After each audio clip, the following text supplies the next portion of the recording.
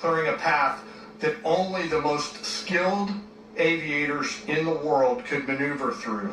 Ocean, mountain, low cloud ceilings, but when tasked with a mission, this organization does not quit.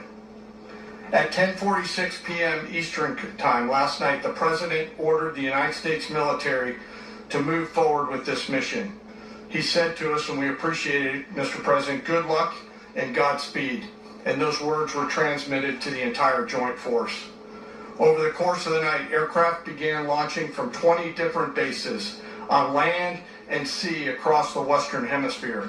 In total, more than 150 aircraft, bombers, fighters, intelligence, reconnaissance, surveillance, rotary wing were in the air last night.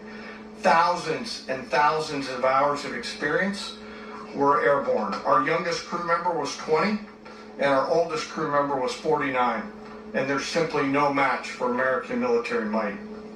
As the night began, the helicopters took off with the extraction force, which included law enforcement officers, and began their flight into Venezuela at 100 feet above the water.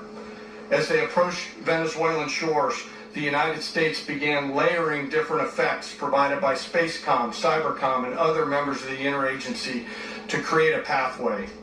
Overhead, those forces were protected by aircraft from the United States Marines, the United States Navy, the United States Air Force, and the Air National Guard. The force included F-22s, F-35s, F-18s, EA-18s, E-2s, B-1 bombers, and other support aircraft, as well as numerous remotely piloted drones. As the force began to approach Caracas, the Joint Air Component began dismantling and disabling the air defense systems in Venezuela, employing weapons to ensure the safe passage of the helicopters into the target area. The goal of our air component is, was, and always will be to protect the helicopters and the ground force and get them to the target and get them home. As the force crossed the last point of high terrain where they'd been hiding in the clutter, we assessed that we had maintained totally the element of surprise.